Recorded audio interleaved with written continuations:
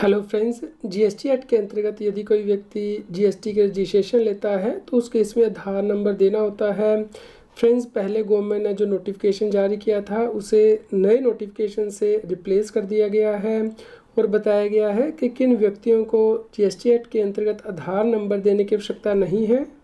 Friend, GST act के अंतर्गत section 25 sub section 6 भी दिया गया है, जो कि बताता है कि यदि कोई इंडिविजुअल नई जीएसटी के रजिस्ट्रेशन के लिए अप्लाई करता है तो उसे आधार नंबर से ऑथेंटिकेट करनी है एप्लीकेशन।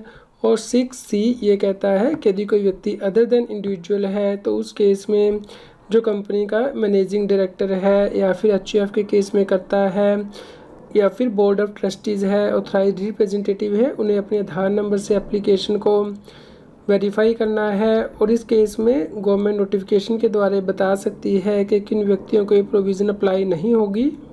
फ्रेंड्स, इसके बाद गवर्नमेंट के द्वारा notification number 17/2020 central tax issue किया गया था, जिसमें कि बताया गया था कि यदि कोई व्यक्ति इंडिया का सिटीज़न नहीं है तो उसे आधार नंबर देने की आवश्यकता नहीं है।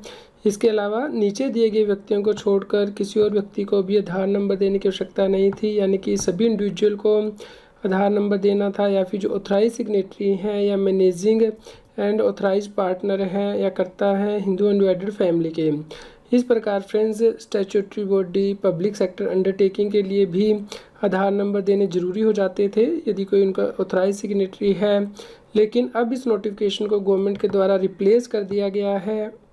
फ्रेंड्स, अब गवर्नमेंट के द्वारा notification number 3/2021 central tax issue किया गया है 23 फरवरी 2021।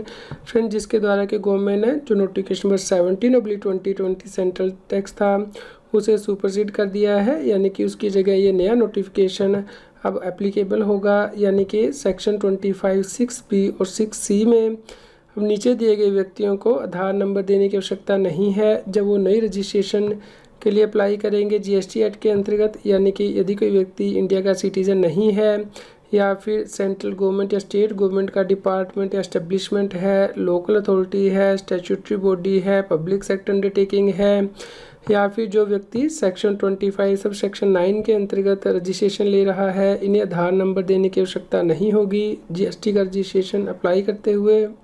फिर सेक्शन 25 सब सेक्शन 9 के अंतर्गत यूनिक आइडेंटिटी नंबर ग्रांट किया जाता है, यानी कि यदि कोई स्पेशलाइज्ड एजेंसी है यूनाइटेड नेशन ऑर्गेनाइजेशन की या फिर कोई मल्टीलेटरल फाइनेंशियल इंस्टीट्यूशंस या ऑर्गेनाइजेशंस है यूनाइटेड नेशंस के अंतर्गत, consulate, embassy of foreign country, इस प्रकार फ्रेंड्स इन्हें भी अब आधार नंबर देने की आवश्यकता नहीं होगी जब ये जीएसटी का रजिस्ट्रेशन के लिए अप्लाई करेंगे।